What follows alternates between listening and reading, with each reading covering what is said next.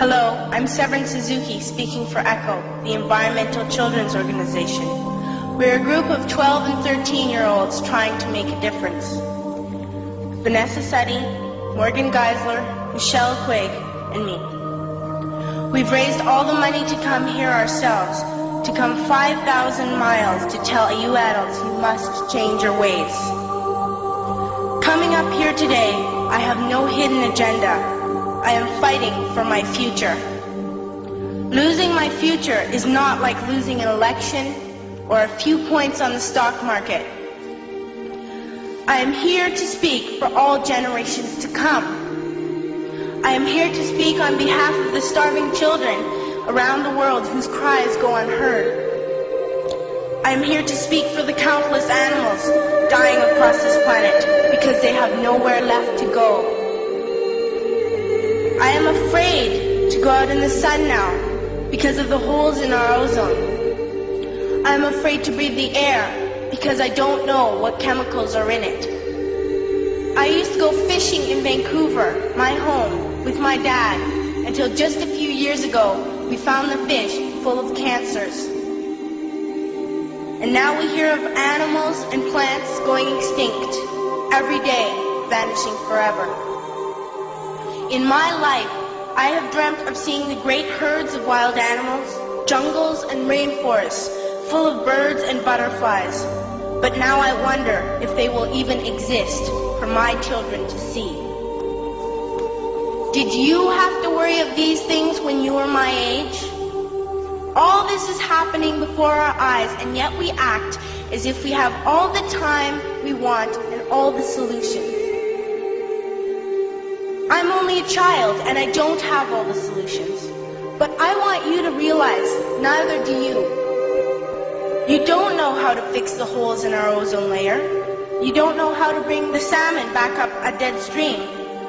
You don't know how to bring back an animal now extinct. And you can't bring back the forest that once grew where there is now a desert. If you don't know how to fix it, please stop breaking it. Here, you may be delegates of your government, business people, organizers, reporters, or politicians, but really, your mothers and fathers, sisters and brothers, aunts and uncles, and all of you are someone's child. I'm only a child, yet I know we are all part of a family, 5 billion strong, in fact, 30 million species strong. And borders and governments will never change that. I'm only a child, yet I know we are all in this together and should act as one single world towards one single goal. In my anger, I am not blind, and in my fear, I am not afraid of telling the world how I feel. In my country, we make so much waste. We buy and throw away, and yet northern countries will not share with the needy. Even when we have more than enough, we are afraid to share.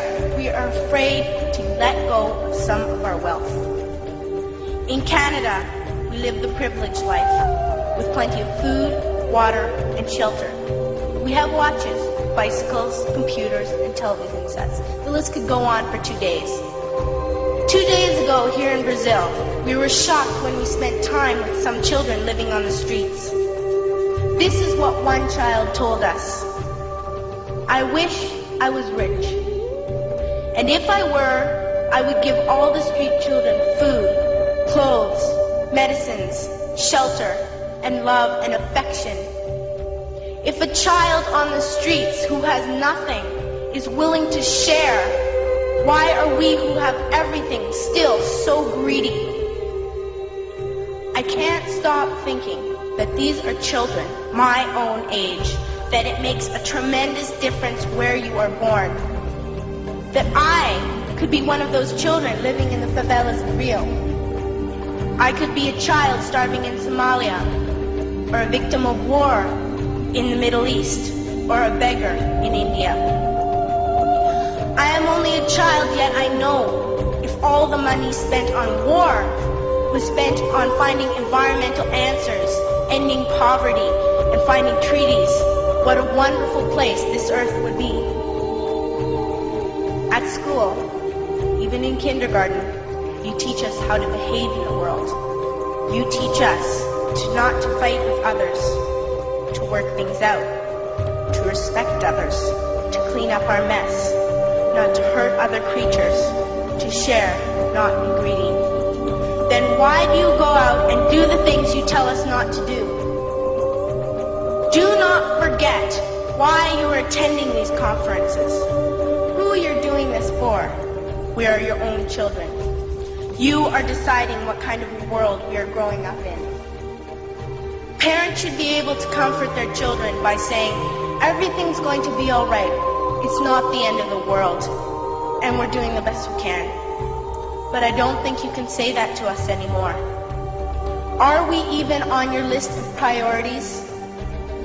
My dad always says, you are what you do, not what you say. Well, what you do makes me cry at night. You grown-ups say you love us, but I challenge you, please, make your actions reflect your words.